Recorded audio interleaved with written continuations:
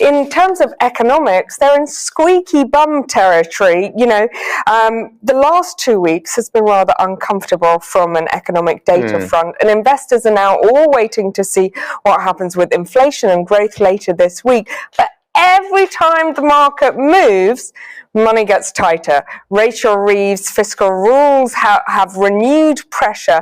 And don't forget, the OBR is out there going to do their forecast very shortly. So on top of that, you've got a government that is going out there trying to raise billions of billions in gilts. Last week they were in the gilt market. This week they're again in the gilt market. So they need the markets to believe this story. Hence you've got the Prime Minister's line about wanting to mainline AI if it delivers growth. Today, one analyst at Deutsche Bank said the spectre of stagnation was looming for Britain.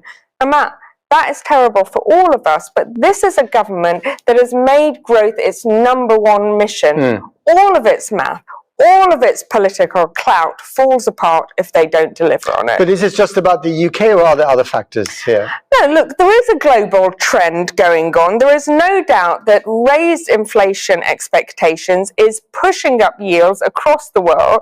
You can see since the start of the year, the UK has seen gilt yields go up 29 basis points. It's not far off in the US, by the way. You can see they've gone up 0.21 basis points. Tariff fears have put those up.